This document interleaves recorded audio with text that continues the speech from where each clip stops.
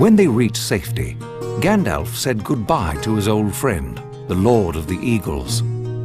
At the edge of Mirkwood, Gandalf announced he was leaving again. He showed them a trail through the forest and warned them not to stray from the path. Soon their supplies ran low. One day, the hungry dwarves saw wood elves feasting in the forest, and they left the path. The wood elves vanished. Bilbo found himself lost and alone. The wood elves returned and captured the weary dwarves, but Bilbo popped on his ring just in time.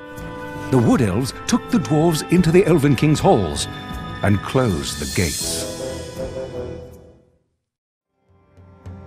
The barrels floated down Long Lake and carried Bilbo and the dwarves to the safety of Lake Town. In the shadow of the dragon's lair, Thorin declared himself king under the mountain. The people of Lake Town held a great feast for the dwarves. Their old prophecies said gold would flow from Lonely Mountain when the king returned. And while the dwarves feasted, Bilbo had the run of the town. The people of Lake Town said farewell as the dwarves set out for the Lonely Mountain. They passed through the lands destroyed by the dragon, the desolation of Smaug. High in the mountain, Bilbo saw a thrush cracking snails. Then, as the sun set on the last night of Durin's day, Bilbo saw a keyhole appear in the side of the mountain and called for the dwarves. They opened the secret passage into Smaug's lair. Bilbo told them all about the hollow spot on the dragon's chest. The thrush listened and then flew away toward Lake Town. Suddenly, the wind howled. They barely made it into the secret passage before the dragon smashed the mountainside. Bilbo and the dwarves were trapped in Smaug's lair. It was a quiet night in Lake Town when Bard noticed a golden light in the distance. His men thought gold was flowing from the mountain, but Bard knew it was dragon fire.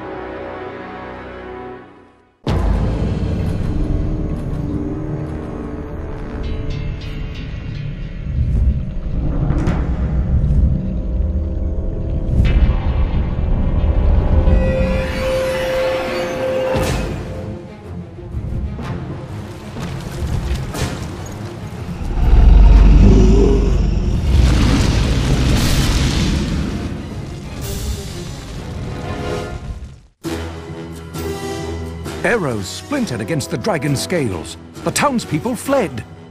As Bard knocked the black arrow, the thrush whispered to him and told him what Bilbo saw.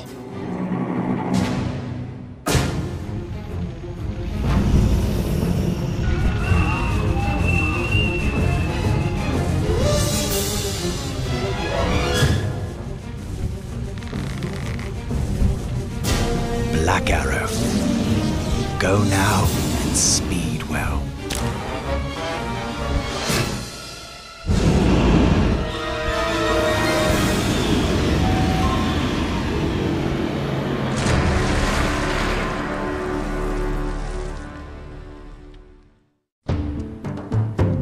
Three days later, the ancient raven Rook told the dwarves Smaug was dead, and that the men and wood elves were sending armies to claim a share of the treasure.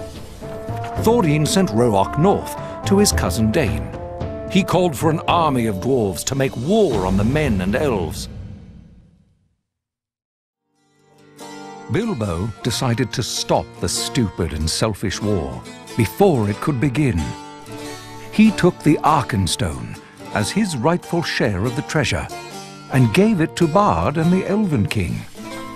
They offered to exchange the Arkenstone for the gold Smaug had stolen from them. But Thorin refused and cursed Bilbo. The next day, a legion of dwarves arrived, led by Dain, and 3 armies met on the field of battle. Anger was in the air. The men had lost their homes and loved ones. The elves knew what it was to suffer under Smaug, and wanted to help the men rebuild. But Thorin would hear none of it, and so it turned to war.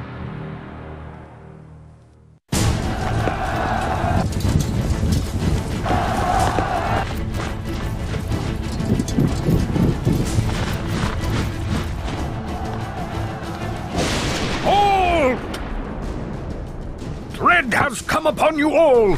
The goblins of the north are coming! Behold, they ride upon wargs!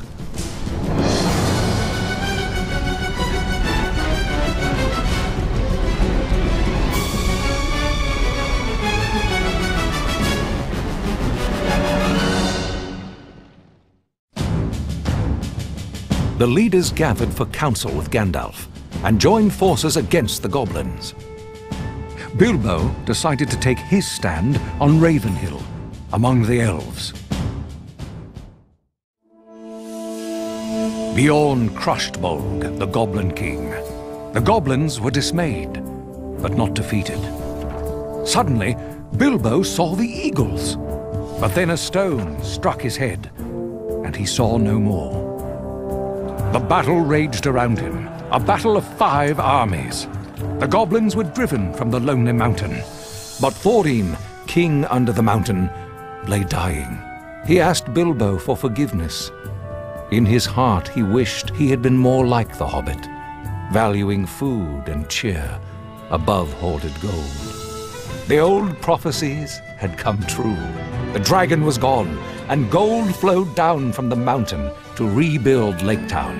Men, elves and dwarves had a new chance to unite against future dangers. Bilbo bade farewell to his friends, took only 2 small chests of gold, and began his journey home. He had many hardships and adventures before he got back, but that's another story.